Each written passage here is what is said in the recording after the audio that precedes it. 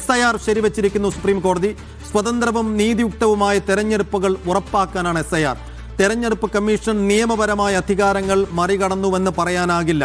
Voter പട്ടികയുടെ കൃത്യത പുനഃസ്ഥാപിക്കുക എന്ന ഭരണഘടനാപരമായ ഉദ്ദേശത്തോടെയാണ് SIR നടത്തിയതെന്നും ചീഫ് ജസ്റ്റിസ് സൂചിപ്പിച്ചു.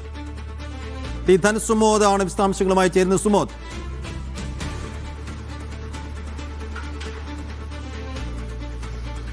സൈഫുദ്ദീൻ്റെ സുപ്രധാനമായിട്ടുള്ള ഒരു ചോദ്യം സുപ്രീം കോടതിയുടെ മുന്നിൽ നിന്നുണ്ടായിരുന്നത് SIR നിയമപരമാണോ, ഈ തരത്തിൽ ഒരു പരിപാടി നടത്താനായി തീവ്ര പരിഷ്കരണം നടത്താനായി ഇവർക്ക് അധികാരമുണ്ടോ എന്നുള്ള ECIക്ക് അധികാരമുണ്ടോ എന്നുള്ളതായിരുന്നു പ്രധാനപ്പെട്ട ചോദ്യം. അതിന് കൃത്യമായി ഉത്തരം പറഞ്ഞിരിക്കുകയാണ്.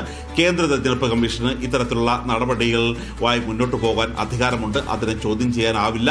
ഒരു പക്ഷേ ഇത് പൗരത്വ നിർണയവുമായി ഈ നടപടികൾക്ക് ബന്ധമില്ല. ഇന്ത്യൻ പൗരനല്ല എന്ന് കണ്ടെത്തിയാൽ അവരെ പുറത്താക്കാം. പക്ഷേ കൃത്യമായ രേഖകൾ സമർപ്പിച്ചാൽ അവരെ വീണ്ടും വോട്ടർ പട്ടികയിൽ ഉൾപ്പെടുത്തണം എന്നുള്ള ഒരു കാര്യമാണ് അറിയിച്ചിരിക്കുന്നത്. SIR അട്ടിമറിക്കാനുള്ള ഒരു പ്രക്രിയയല്ല, അതായത് വോട്ടവകാശം അട്ടിമറിക്കാനുള്ള ഒരു പ്രക്രിയയല്ല എന്നുള്ളൊരു കാര്യം അടിവരയിടുന്നുണ്ട്. സ്വതന്ത്രവും നീതിയുക്തവുമായ തെരഞ്ഞെടുപ്പുകൾ ഉറപ്പാക്കാനുള്ള നടപടികൾ മാത്രമാണ് ഇതെന്നുള്ളൊരു കാര്യമാണ് ചീഫ് ജസ്റ്റിസ് അധ്യക്ഷനായ ബെഞ്ച് വ്യക്തമാക്കിയിരിക്കുന്നത്. വോട്ടർ പട്ടികയുടെ കൃത്യത പുനഃസ്ഥാപിക്കുക എന്ന ഭരണഘടനാപരമായിട്ടുള്ള ഒരു ഉദ്ദേശത്തോടു കൂടിയാണ് SIR നടപ്പാക്കിയിരിക്കുന്നത്.